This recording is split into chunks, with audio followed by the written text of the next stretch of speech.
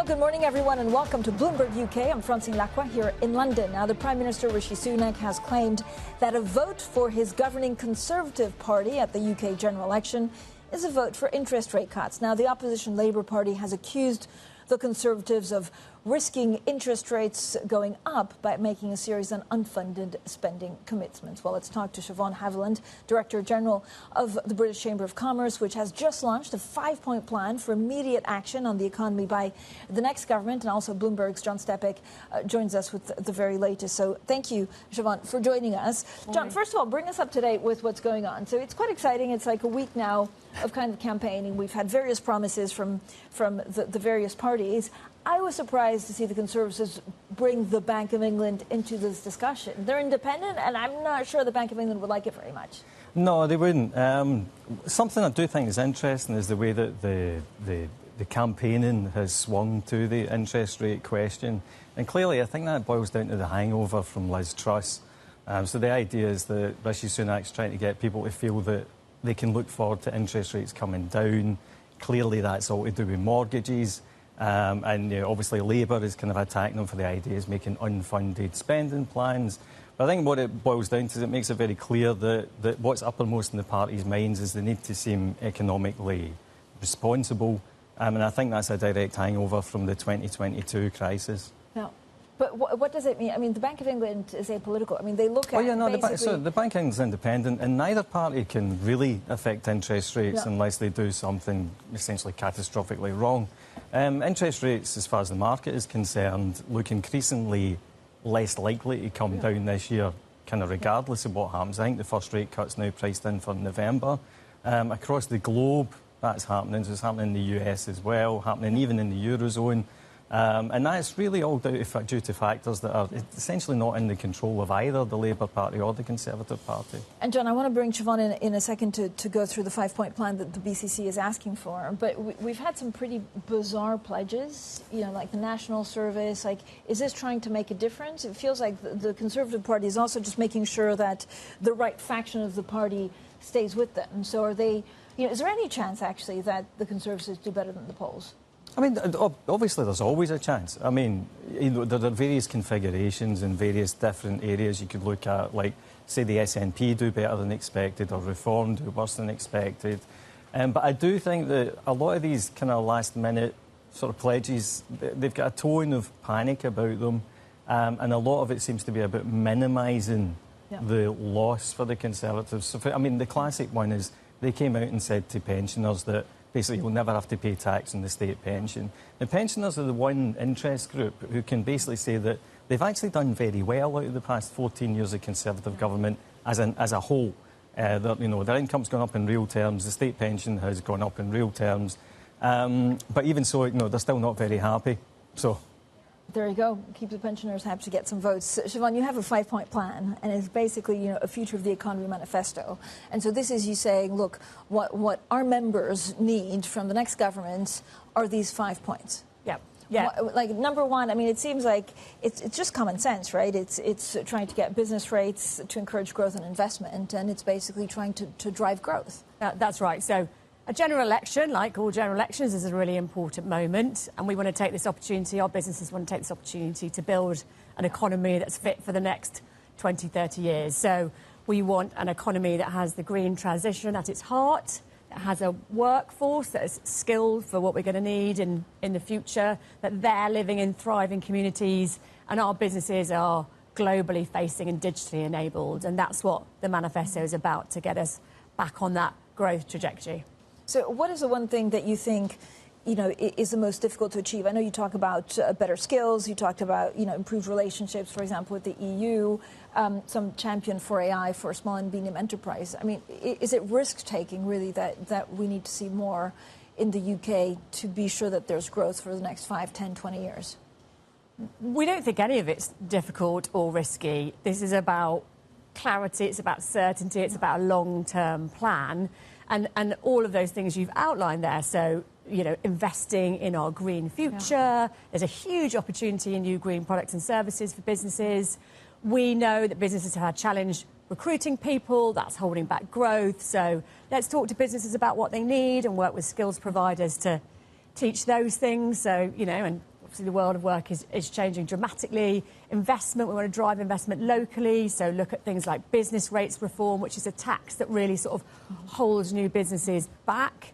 AI, things that used to take days are now taking minutes. Again, a huge opportunity, especially for small businesses, but we've got to guard against the downsides. And then on the EU, of course, they are our biggest trading partner. We want businesses to be exporting, we want to be globally facing. So let's try and fix some of the bits of the TCO that aren't working for business and make that smoother. Shevaun, do you feel like both parties would be pretty much business friendly?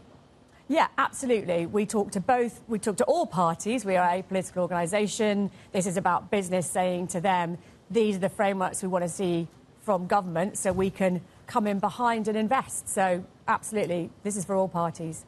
When you see, John, the biggest concern is how do you fund this? I think that there's very little fiscal space. So whoever comes into power will have the smallest fiscal space in 70 years.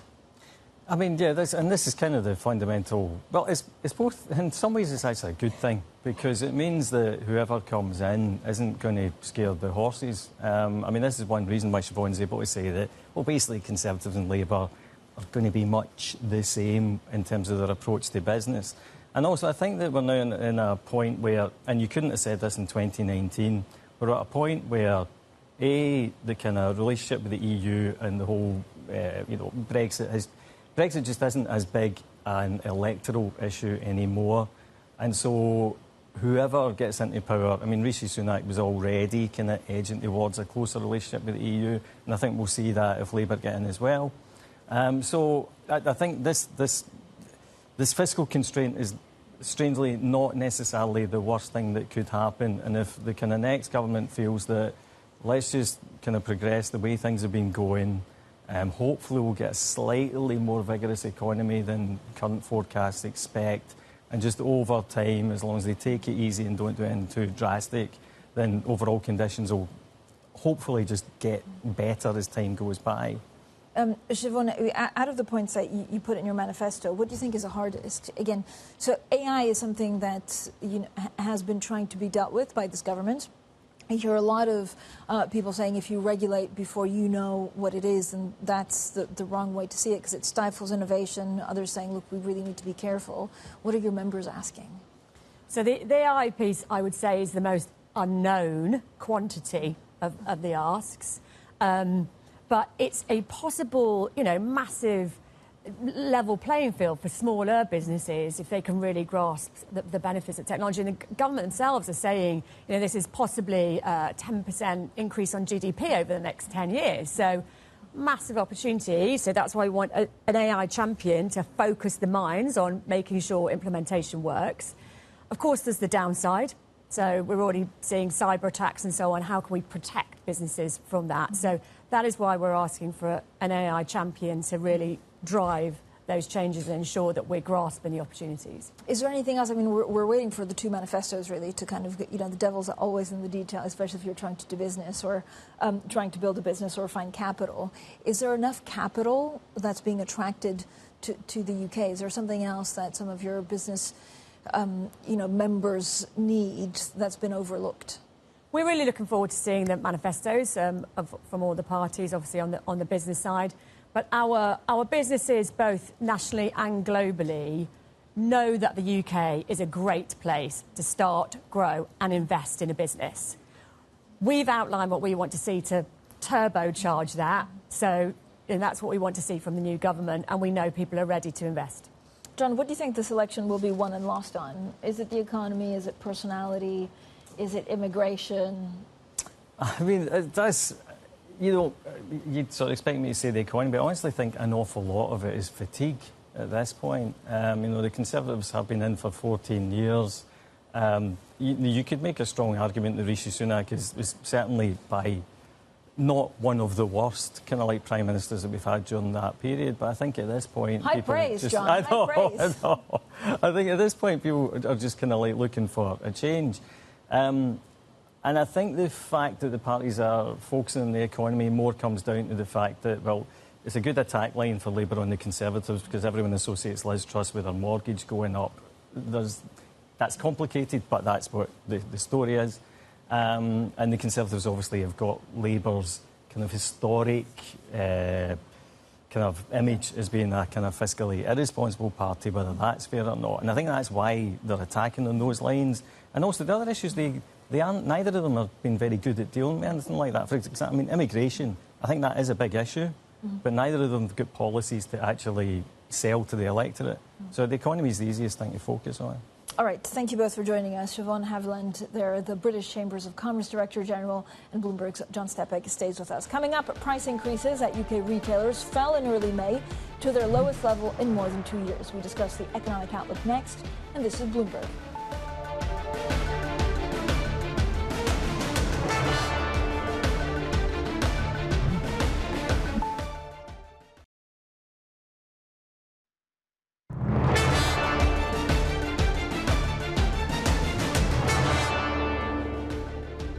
Well, price increases at UK retailers fell in early May to their lowest level in more than 2 years, adding to signs of an improving economic outlook. Now, according to the British Retail Consortium, food price increases slowed in the latest survey, with non-food in deflation for a second month. Now, joining us for a conversation ahead of the UK election, Nina Skero, Chief Executive Officer of the Centre for Economics and Business Research, and still with us, Bloomberg's John Stepek. So, John, thank you so much for sticking around. Nina, welcome back to Bloomberg UK. We were talking about the fact that it feels like a little bit like a cheap shot actually going after the Bank of England and saying, vote for us and you get an interest rate cut.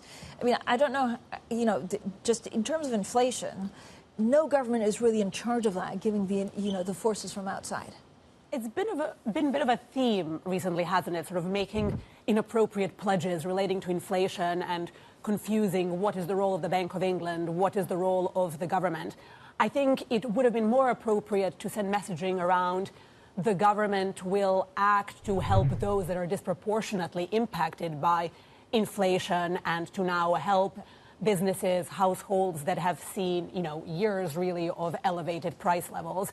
I think the whole messaging that we've had for months and months now around the government setting an inflation target, taking credit when inflation started to come down. You want a government that fiscally broadly supports what the Bank of England is trying to do, but not a government that's now somehow suggesting that sort of the fine-tuning of inflation is their role. So I agree, it's sort of an inappropriate set of messaging. But how do you think the economy is doing? And again, it's unclear if people go to the polls on July 4th and are just fed up with the current party, or actually saying, well, the economy is a little bit better than it was 12 months ago. Like, it's just because of COVID, because of cost of living crisis, it's been tough for everyone.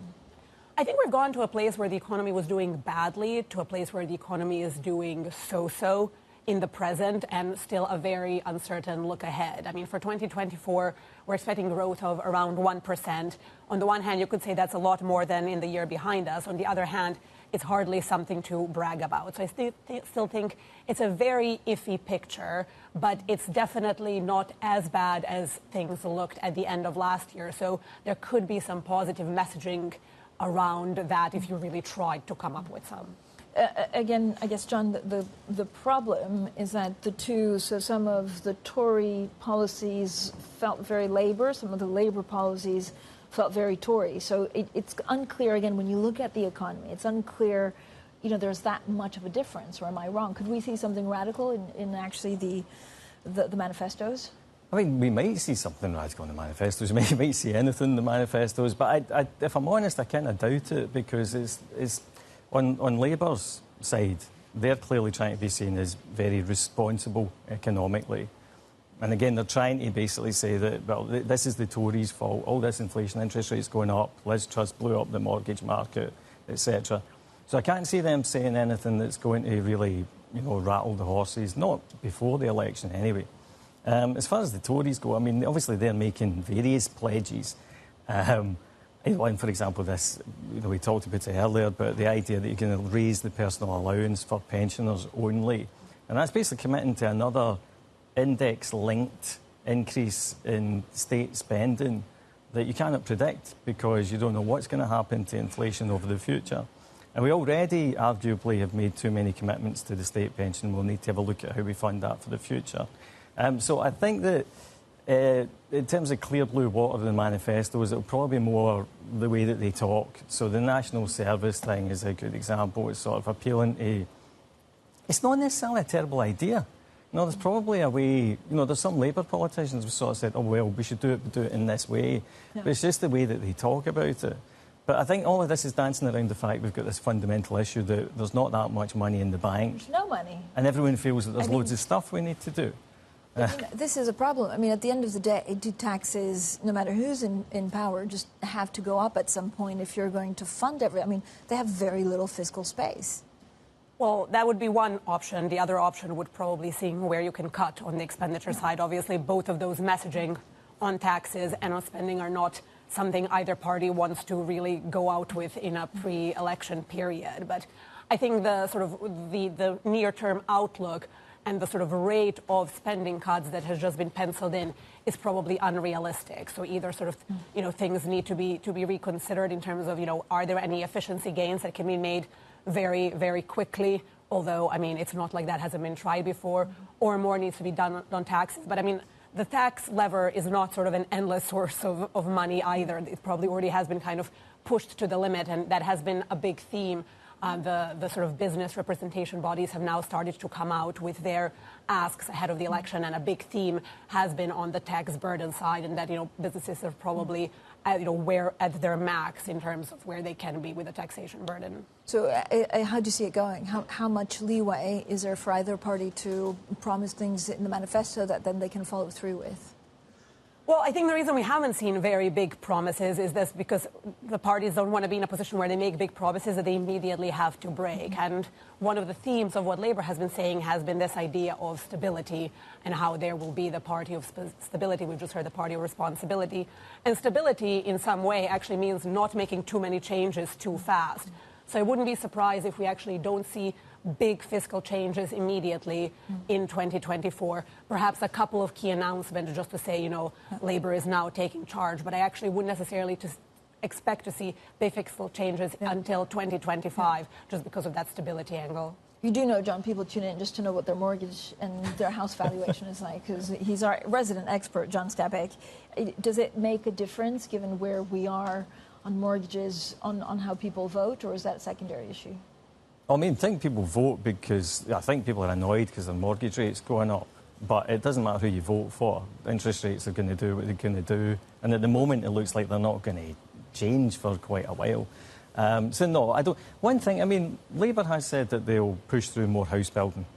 Now, house building is a good thing to have more of. Whether it actually has a huge impact on house prices depends more on where you build the houses in your locale. But beyond that, I don't think it's going to make any real difference to your mortgage. And as far as, the tax burden, that's another good point. The tax burden's already kind of like at the highest it's been since something like the 1960s. But one area where I can see possibly Labour coming in and making some changes is to look at the pension system, because that's a very obvious area. There's always a sitting duck for governments that are looking for money.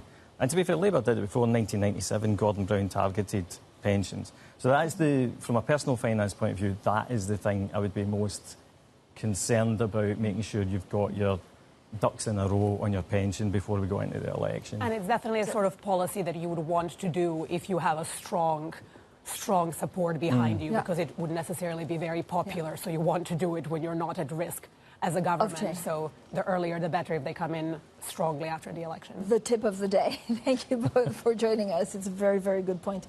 Nina Skero, Centre for Economics and Business Research, CEO, and of course our very own John Stabek. Coming up, BHP abandons its $49 billion bid after Anglo American refuses more talks. We'll discuss what that means for mining's biggest names. That's next, and this is Bloomberg.